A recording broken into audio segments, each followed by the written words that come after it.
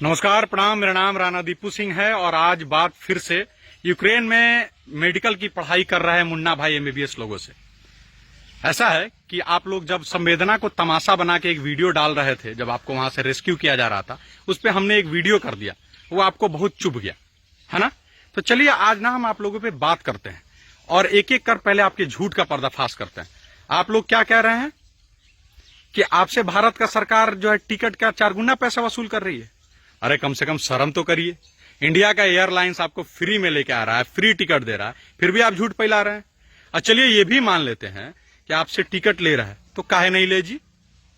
जब इंडिया में आपसे नीट का एग्जाम नहीं निकलता है, मेडिकल का कोई एंट्रेंस नहीं निकलता है, तो आप अपने बाबूजी का 60 लाख 70 लाख रुपया लगा के पढ़ने जाते हैं ना।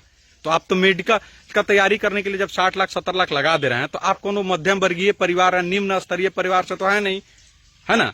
और जब आप यहां से गए थे पढ़ने, तो किसके टिकट से गए थे? सरकार के टिकट से नहीं ना, कि सरकार के टिकट से गए थे। तो जब अपने टिकट से गए थे, तो अपने टिकट से आ जाने में आपको क्या दिक्कत है? और आपसे किस तरह का सहानुभूति का उम्मीद आप कर रहे हैं सरकार से?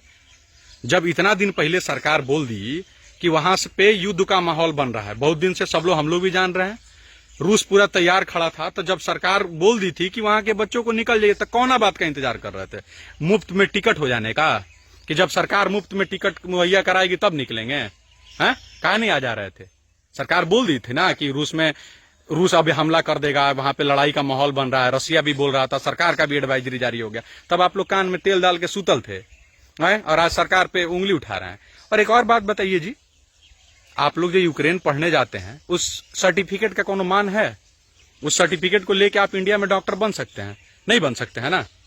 है, यहाँ आके आपको एग्जाम देना होता है। तो जब यहाँ आपको एग्जाम देना होता है और आप वो देते नहीं है, फिर आप क्या करते हैं? उस सर्टिफिकेट का इस्तेमाल करके आप यूक्रेन के नागरिक हो जाते हैं, या कि जिस भी देश में पढ़ने जाते हैं वहीं का नागरिक हो जाते हैं, वहीं डॉक्टरी करते हैं। तो ना आपके टैक्स से इंडिया चलेगा, ना आपके सेवा से इंडिया के लोगों का मदद होगा। तो अब आप ये काहे उम्मीद कर रहे हैं कि हमारे फ्री के टैक्स के पैसा से आपको फ्री में टिकट दे दिया जाए? हमारे हार्ड कोड टैक्स का पैसा से आपको टिकट बना के बजाबते बुला लिया जाए? और लगे सरकार को दोषने, जब इतना दिन से हो रहा था तो काहे नहीं कर रहे थे? 60 लाख 70 लाख लगाने के लिए पैसा है, और 60,000 6,000 7,000 का टिकट 10,000 का काटने के लिए नहीं है, है? और किस बात का आपको भारत पे है जी? आप लोग भारत में के लिए कर क्या रहे हैं? बताइए ना, क्या करिएगा आप भारत के लिए? जिस देश के आप हैं उस देश में आपसे नहीं निकला तो आप वहां चले गए। आपके सर्टिफिकेट का आप दीजिएगा इसका जवाब। क्या आपके सर्टिफिकेट का यहाँ वैल्यूएशन है? यहाँ आप जब तक एग्जाम नहीं निकालिएगा आप यहाँ डॉक्टर बन सकते हैं? नहीं बन सकते हैं ना। तो सरकार जब आपको बोली थी आप निकले नहीं, या सरकार जब अपने हिस्से से निकाल रही है तो लगे हल्ला मचाने। बाकी और लोगों के देश का देख लीजिए ना। अगर आपको इस देश से समस्या लग रहा है ना, तो बाकी और लोगों के देश का देख लीजिए। कम से कम यहाँ तो इंडिया का झंडा लगाना आपके जान का गारंटी है। वहां क्या है? वहां तो सीधे मिसाइल डलेगा। तो जो मिल रहा है उसको एक्सेप्ट करिए, इसे तमाशा मत बनाइए।